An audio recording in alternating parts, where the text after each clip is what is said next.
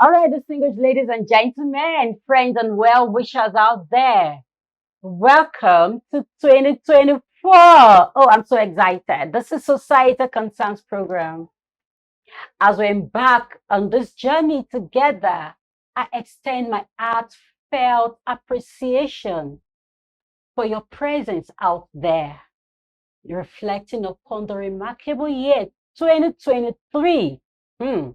We are humbled and honored to have you receiving prestigious awards, including that of the Lions Club International, accolades, and the Nigerian Icon Watch Media Award.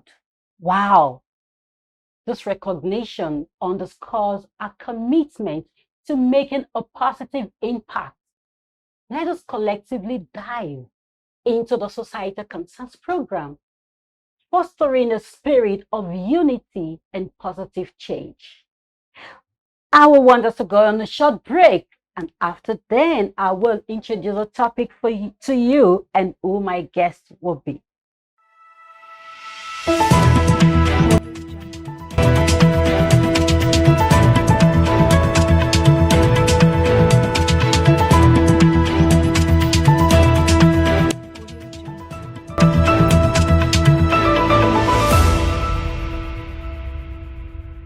So welcome back to Societal Concerns. This is the show that dives deep into societal issues that matters. I mean issues that matters. And I am your host, Oluwayomi Oluwapelumi. And today's episode promised to be both insightful and thought-provoking. I'm not alone, like you can see. I have a distinguished personality here. My guest today is a seasoned political analyst, is a media pundit, a community leader, and a politician. Comrade Deji Adebayo, thank you for joining us today. Thank you for having me. I'm really glad to be here, and I say Happy New Year to everyone at home. All right, comrade, you see, today our focus is on a matter of utmost importance and the state of humanitarian affairs and poverty alleviation. That is our topic. The state of humanitarian affairs and poverty alleviation. You see, these are issues that are that really touch the fabric of our society. We aim to shed more light on the challenges, the solution, and also the role political decision in addressing this matter. So, comrade, would you like to share your insights on this? Thank you. The current state of humanitarian affairs and poverty alleviation in Nigeria. Before we delve into such topic, we need to talk about what has been before now and what is and what should be. Now, in the military era, we had many issues with humanitarian affairs, and that was why majority of Nigerian citizens then clamored for a change of the system of government from military system to democratic system of government. After which, in 1999, Nigeria gained, we returned back to democracy in 1999 and started the Fourth Republic. And since then, we've seen efforts of federal government, states, and even the local government, all tiers of government towards humanity, towards humanitarian affairs and reduction of poverty in Nigeria. What has been the challenge is that despite these efforts, the level of poverty is still on the high side.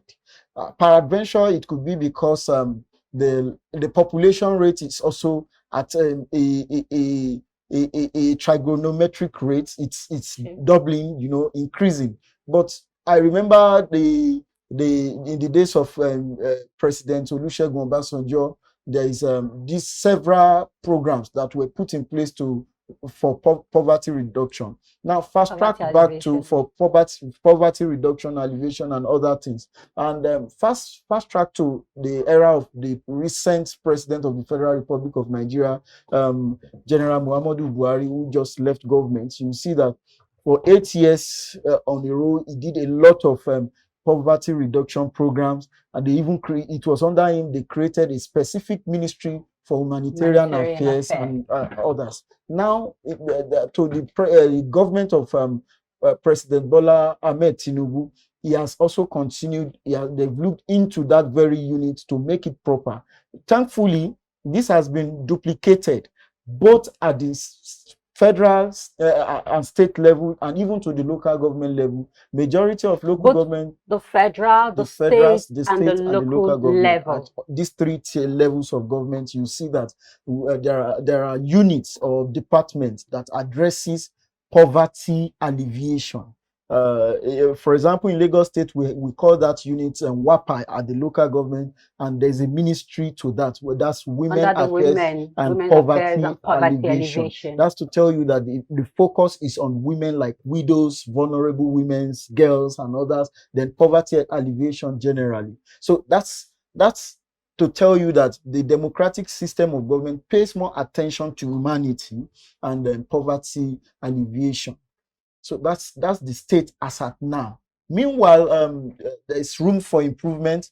There's room for doing it better than the way it is. We have seen a lot of fraudulent activities too that happens at that unit, where some people, some frivolous element, had used that opportunity, being in office, to enrich themselves, and that's a matter of societal concern. And recently, we had some news going on around that same sector at the federal level. All right, thank you. Before we go further, talking about the current situation of the humanitarian affairs and poverty alleviation, we want to listen to our Vox Pop, the voice of the people, what they have to say. If really we need this ministry, the Ministry of Humanitarian Affairs. Do you think we need these departments, this Ministry of Humanitarian Affairs and Poverty Alleviation? Of course, we need it because so many of us don't really know about poverty alleviation, and some people are really suffering from it. So it's something we need in society. We really need it.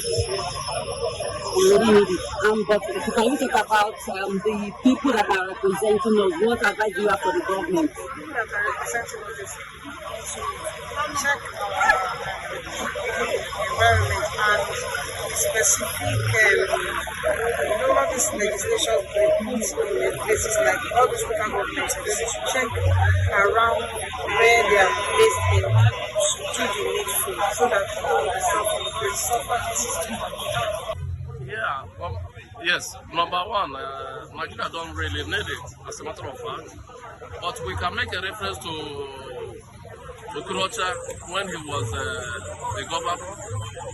He created a ministry without anybody interfering. Ministry for entertainment or whatever. So anybody there has the right to appoint anything he likes, and without the opinion of the Nigerians.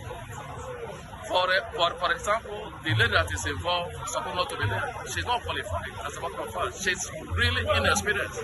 So for Nigerians to accept such, I think it's a personal decision by our man in charge. Goodbye. Oh, that is just the voice of the people, their opinion. If really we need to continue with the Ministry of Humanitarian Affairs and Poverty Alleviation. But to you, I want to ask, what is your opinion?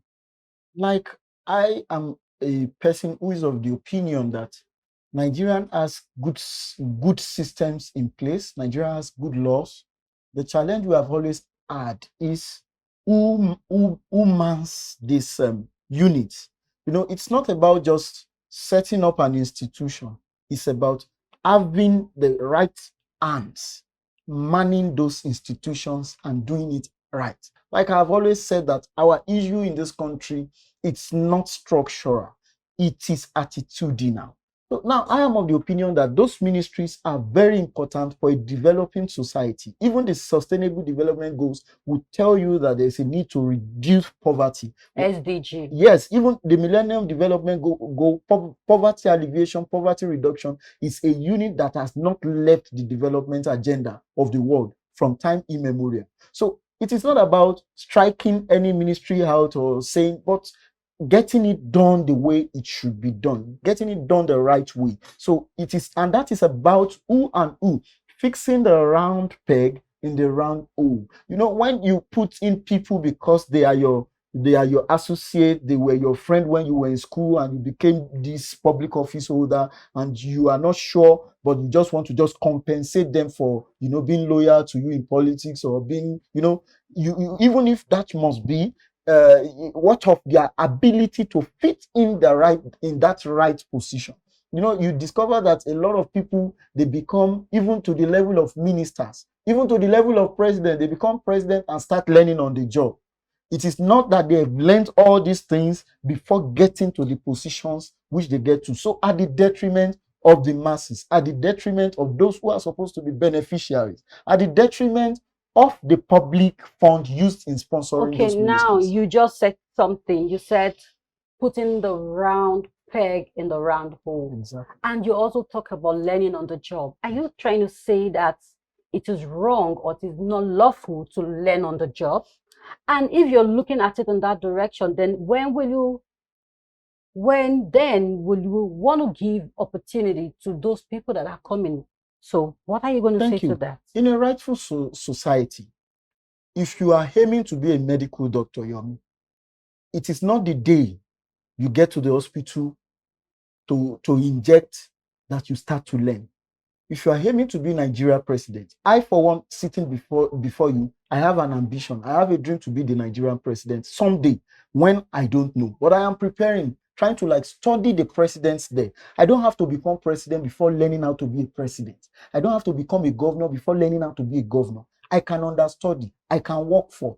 Governor Raji Fashola did not become governor when he had always been within the corridor of power. He had always been a chief of staff. He had always studied who the president is. So when you desire to serve the public, you don't have to occupy that office before you now begin to learn the job. You can even volunteer. People who are in those offices may need your support. They may need your hand in volunteering for them, to do one or two things. Then you can learn before getting into those Okay, offices. now there are two sides of the coin. You talk about volunteering. If there is no opportunity for you to even get to the corridor, how then will you make yourself available for a voluntary job?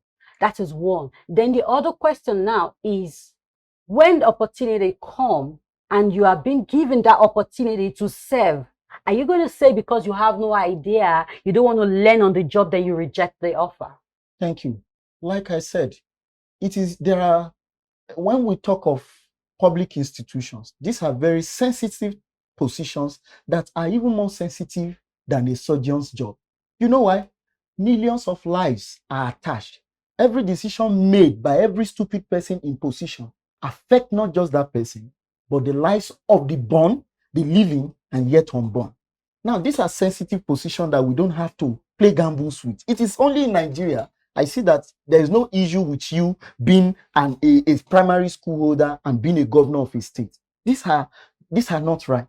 Now, what I am saying is this: in every same plan, what they do is they provide an opportunity for the young to grow, for the young to learn. Now, you don't have to learn even in a big way. You learn even by following up the things that are happening by being informed, by being involved. Now, you talked about the opportunity not being available. May I surprise you that a lot of public office holders that you see that it seems as if they are too far away, they are even crying inside them that they have no youth, they have no young people who are willing to come close to them, to come and learn or to come and see what they are going through. But a lot of youth feel that they already build a wall around themselves. When they eventually resume the office, they bridge the gap. They try to build a wall around themselves. So how then will this youth willingly, even though they have a free will or a good intention to serve or to support that office, how then would they be able to be useful to that office when the man or whoever is on the seat has already gathered some? When you were introducing me, you mentioned a lot of titles. Community leader, politician. Before I became a politician, I think I'm right by all that. yes, you are very correct. before I became a politician, I was first a community participant. Now, gradually, I graduated to becoming a politician. As at now, yes, I hold a little office. I'm a public office holder in a little capacity. I've decided to be silent about that. Now, Rome was not built in a day.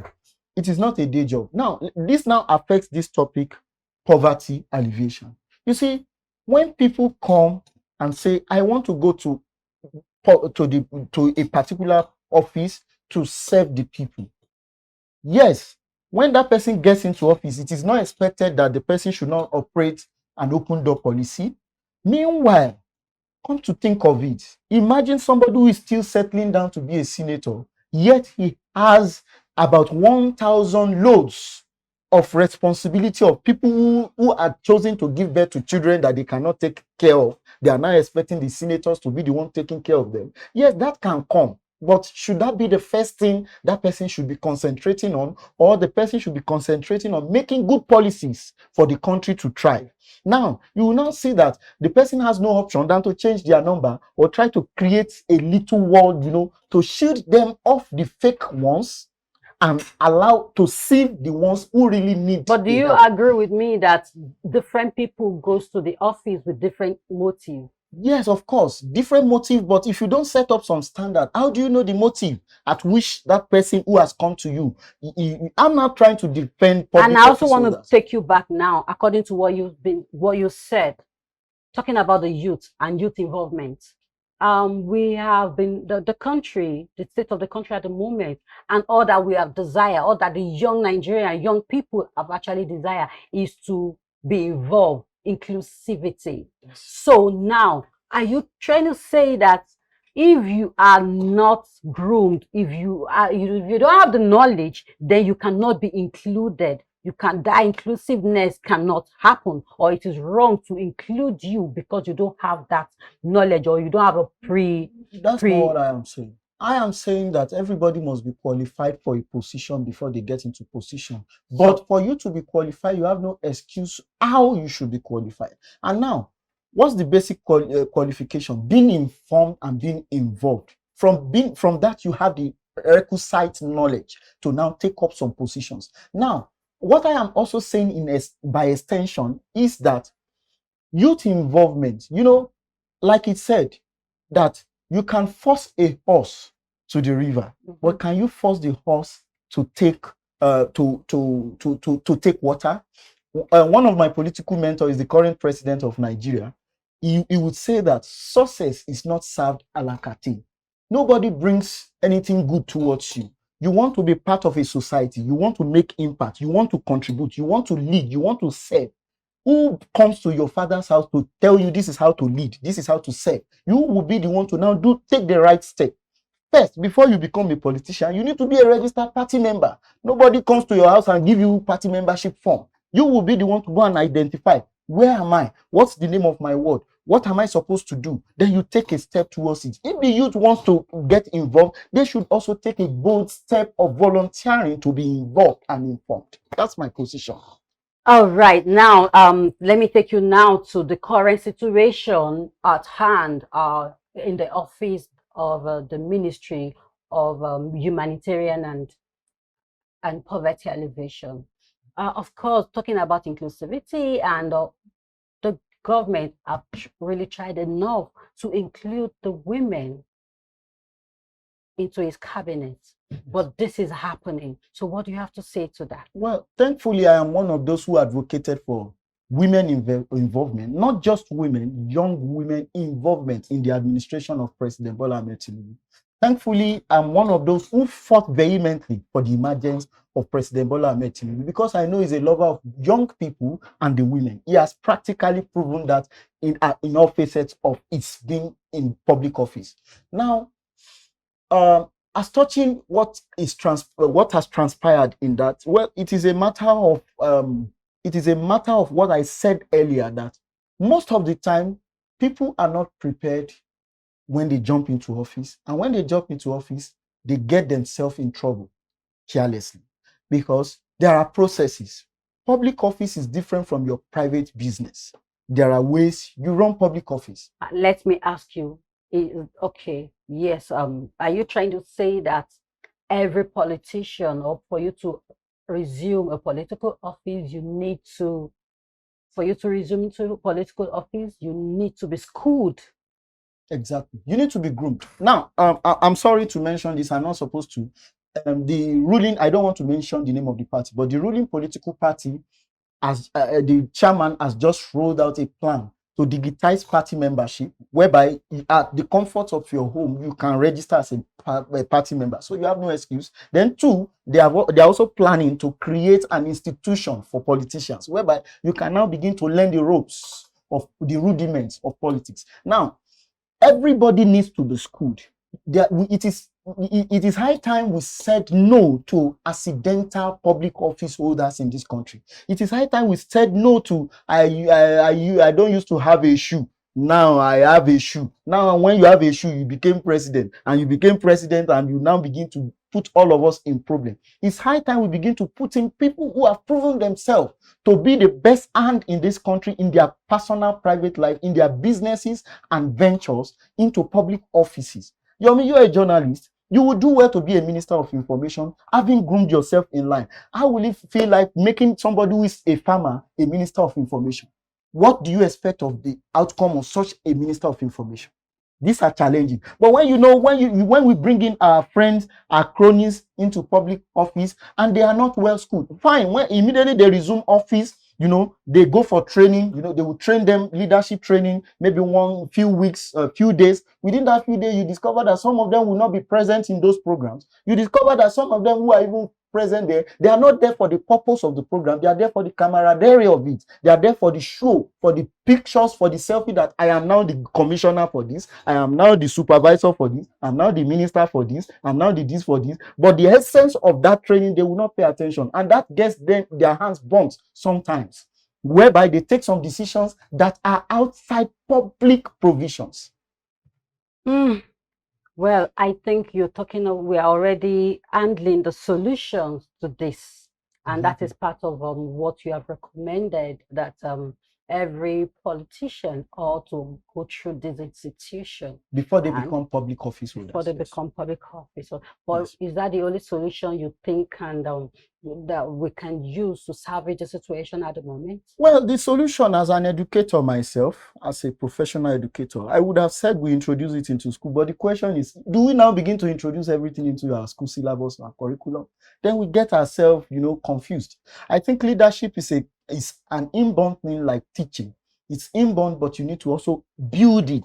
So beyond the four walls of the classroom, you can get involved in activities. There are voluntary organizations, there are NGOs that build your leadership skills, even right from primary schools. We have Boy Scouts, we have Lions Club. They groom your leadership skill. Even if you cannot lay your hands on all that, you can even participate in student unionism, associations, street associations. There are myriads of opportunities for everybody to be prepared. I passed through all these things. It's not by magic. So I practically got myself involved because of my interest. The issue we have always had is because everybody likes to be spoon-fed in this part of the world.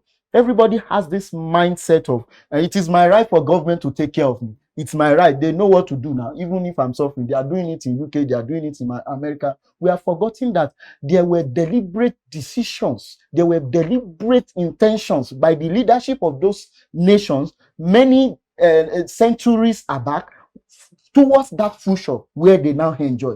Now, we too will now need to be deliberate. Before now, Nigerians are not interested in what happens in government house. So you now begin to see some miscreants in that government house doing national resources. They call it national cake. They do it the way they like. Now these days, everybody is involved. Every young guy is on X on their head handle, trying to like what is going on inside Abuja, what is going on inside government house. But the challenge is this: beyond the federal, we are too focused on at the center. We say we want restructuring. We say we want every arm of government to be responsible. Your local government where you had, do you even know your councillor? Do you even know your chairman? Have you even asked those people what are they doing with our public fund? Everything must be the president. And the truth is that, does the president even know we exist? He is a person sitting in Aso Rock. He only knows few people that comes around him. But the chairman can know you exist in your local government by the little activity you do even on your street. So we need to be informed generally. This is a matter of public national orientation. Beyond the training at the political aspect, we also must receive training at the public aspect of it, the national orientation aspect. Let me tell you, Yomi, that we have the leadership role, we have the followership role. If the leaders are informed and the followers are not informed, then there is a lacuna, there is a gap. What we are trying to address will not be fixed, because when the leaders are going the right way and the followers are going the wrong way, then we have a state of anarchy and confusion. So the National Orientation Agency should be sponsored. I was in a program, a youth program on drug, which you yourself, you were there to anchor that program. And the National Orientation official at that program was lamenting that there is no proper funding for them. Now, how do you expect to address the aspect of literacy when the national orientation is being underfunded? Then what are we funding in this country? Now, national orientation are to orientate citizens that these are the right way, this is how to be a good citizen. We used to have it in our curriculum back then at school. Things are not as it is. When I was in primary school, they will teach us about stories of Nigeria. Even beyond Nigeria, they tell you about the Elmina Castle in Ghana. You know, you are exposed beyond your... But today, we don't have them. So it is an holistic thing. It is not like a one approach thing. But the one I wish that we give emphasis on is the aspect of grooming our politicians to be prepared for office. One, that is to say, if you must groom somebody who is to be prepared for office, you will not be grooming someone who has a primary six office or a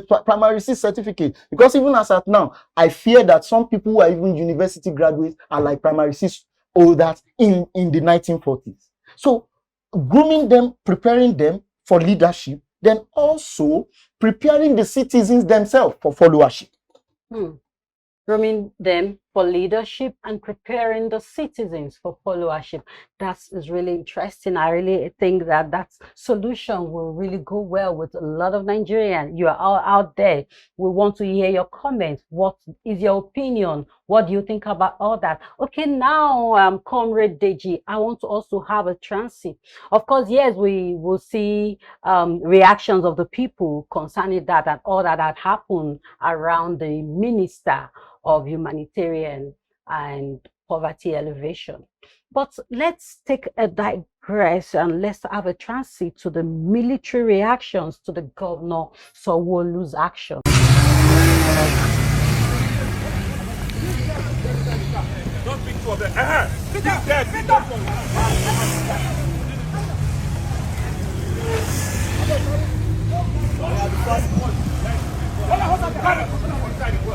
Put him inside your car. Put him there. Then your father come and arrest. Let him come and arrest you. I'm a soldier, Augusta. That's even the more reason. That's even the more reason. I'm going to lock you up. That's even the more reason. They're telling me you're a soldier. That's even the more reason. I'm going to lock you up. Get out of there. Get in down there. Very sorry, sir. Useless boy. You're telling me you're a soldier. Just take 4 of them. Yeah, lock him up. Telling me you're a soldier. Put him there. We have a post out there. I hope you don't mind shifting your focus. So let us just discuss the recent event that sparked during the arrest of a soldier by the Governor Sanwo-Olu for a traffic offense. And we've seen a reaction of some military and how does this accident impact the dynamic between the civilian authority and the military. But before you answer that question, you see, we have a post from the Coalition of Concerned Veterans who had issued Governor Babajide Sanwo-Olu of Lagos State a 5-day ultimatum to personally apologize to the Chief of Defense Staff for what they called public misconduct. The headline reads, "Fire for Fire, Military Veteran Act threatening to boycott Armed Force Day in Lagos over soldiers' arrest." Okay.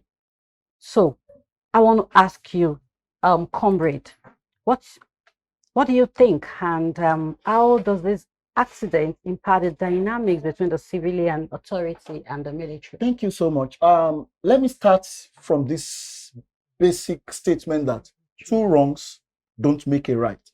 It's a balance that we all know. And well, I think there's this show of superiority that is needless. Throwing of tantrums from both the public to the military to the. I also read something from the Honorable Reno Omokri on X recently, where he's also demanding that the veterans too should be dealt with. Now, it is about this. The governor is an institution that must be respected. It represents a good number of millions of people. Yet the military is also an institution of the Federal Republic. That must be respected.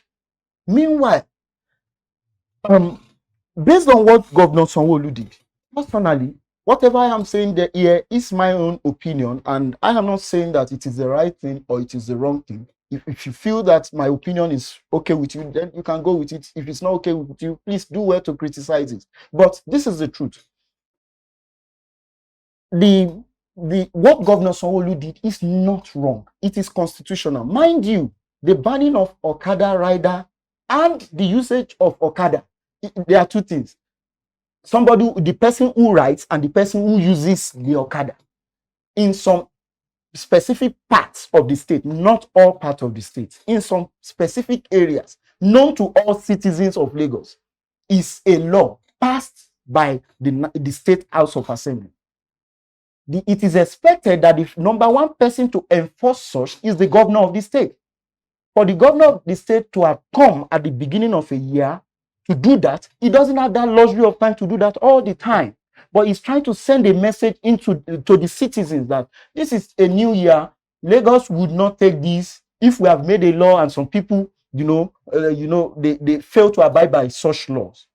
May I also let you know that every other state around Lagos State in Southwest are willing to copy Lagos State in doing such, because the influx when those Okada riders, especially some of them are Nigerians, they moved from Lagos and moved to all those states. I traveled in December and I saw them. They complain. Even so, my family that came from outside Nigeria, in countries like Abidjan, Togo, where they use a lot of bike, they complain of the same reason why Lagos State government chose to cancel Okada riders. Everybody may not like it. It's not convenient. Most of the time, I walk up to a mile. In some situations, it is not convenient. But is it not better for me to walk for a mile than die within a second due to carelessness of one stupid person who calls himself an Okada rider? Now, the point is, I would not support the speech made by the government in terms of he mentioned some statement abusing that soldier, and he said that go and call your father. I think that is wrong. That is not African in nature. Extreme. It's extreme. It's not polished. That is the truth. But that the governor has arrested a soldier, it's not new. Governor Fashola did it even to a more senior officer. Now, I would have expected that the governor does it in a more polite way. But if you watch that video, if you could play back that video, you will discover that a lot of people that on that scene, a lot of Okada riders had already run away. The only person waiting to see that what will happen to me was the guy that was arrested. And it wasn't that he was on uniform. He was waiting to see that. You are seeing the governor, you see that everybody is trying to run in a scatter. Even on this thing, one guy still picked his bike and still ran away with it. So you had the luxury of time, to walk away from that scene, to show that you are a responsible citizen. You are, as a soldier, you have to abide by the law. You are a disciplined person. At the video, we saw him. He actually tried to. He ran. No, he ran. No, he did not run. He did. He was standing when he was accosted. He was standing. They ran after other people. They ran after. No. I wish that we play the video again.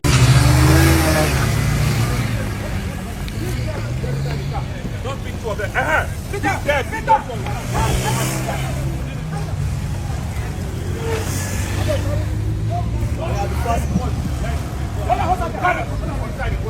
Put him inside your car.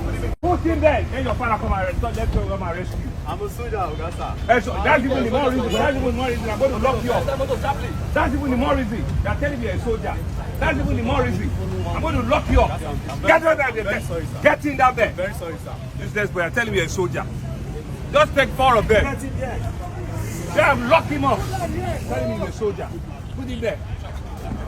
I don't want to raise sentiment. Fine. He now claimed that I am a soldier. Yes, he appealed. He did not appeal. He said, I am a soldier. Now, by his training, he has the right to say, I am a soldier, by his training, because he's not trained to fear for anybody. You understand me? But he is also trained to keep institutional laws and orders in the state. If everybody, now imagine, Yomi, imagine that video now shows that every other citizen ran away, but a soldier was left alone. You expect me not to go and do what? These are things that destroy our constitution in this country.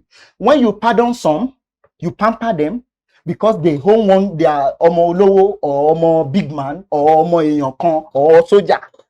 But you want to take care of the citizen and discipline them. What message is the governor passing to the public? Definitely that video, the essence of that, exercise would have been defeated with such a video. That's my own opinion. So I feel that the veterans have no right to also talk back to the citizen. One of the so-called soldier did a very, very nasty video, abusing a governor of a state, a whole state that has 20 million people, a president of a country in many parts of the world. You come to the public and say that, oh, yeah, okay, things like that, and you expect that person to be a disciplined soldier. That person himself, he himself should be dealt with. Àwọn táàtù tó ń lò nígboro Èkó tó ń da Èkó rú, they destroy Lagos. Who arrest wọn? Who arrest wọn rárá? Sójà ló ń arrest and you ló ń káká sókè. Kí ló dé? You should be ashamed of yourself, Sanwo-Olu. But let me remind you, your 4 years will soon be finished now. Do whatever you like. Torment people of Lagos State. Where's my own governor today? Where's Akeredolu today? You should be ashamed of yourself, Sanwo-Olu. You should be ashamed of yourself. Nigerian soldiers are all over the world. We are in UN. We are everywhere. We're serving the nation to make the country proud. People die in Sambisa Forest. People die in Borno. People die in Plateau. Everywhere. Soldiers are being killed. And the same soldier. I don't blame you at all. If a dirty, bloody civilian like you, because you are chief executive of a state, you are above the law yourself. How many times have you gone through the wrong way? How many times have you gone through the wrong way in Lagos? So you are above the law, right? A young soldier. Check him. Sincerely, what I would have expected is, Governor Sanwo-Olu, you went through extreme. Please apologize to this guy and to his father for being too extreme. You don't come to now say that he has attacked the Nigerian military system. And now the veteran is, by the message here, the veteran is requesting that the governor within 5 days should apologize. That is a mere gainsaying. Leave that. Let me tell you, sir, everybody who was a soldier was once a Nigerian civilian. You were not a military person. You were not born a military. Everybody was born a civilian. You later changed status to be a military person. So you have no superpower than an ordinary civilian. So forget about that, their so-called whatever. So what would they do? They will face the citizens and begin to kill the citizens. Then we will now ask them, what are they militarizing on? Okay, well, because of our time, we need to wrap up. And I'm going to say that we should go for a short break while we talk about the Uyo, or celebrate. Let's celebrate the Uyo International Worship Center.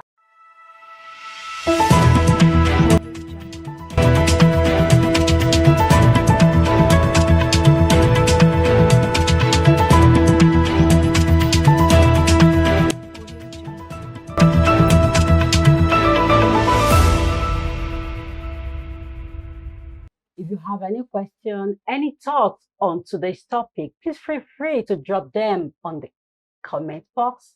In the comment box, we will try to address them. Especially, you can also reach out to me at Societal Concern, be it YouTube, Facebook, Instagram, at Societal Concern. And you can also visit our website, www.societalconcern.ng.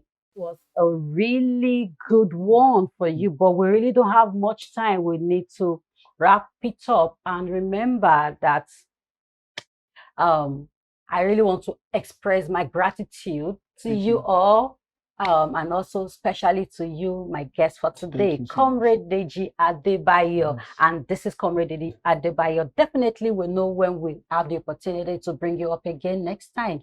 You will want to do that. Definitely, but I have something to add before the end of this program. I would like to quickly add that Nigerians should be wary of social media. Information is power. Let everybody verify information before they act. It is very important. Lovingly, the journalists in Nigeria have a lot of work to do, but let's verify information before we act so that we'll not throw this country on fire. That's a very valuable insight. Thank you so much. And we really appreciate that that top-notch message for you. It is all for us. And we believe that we're all together going to take this country to the next level. Remember that your voice matters on this discussion, and we have your contributions really much more information. Let's get engaged on all our social medias until we hear from you again next time, till we get here again next time. Please stay tuned and stay engaged. Bye.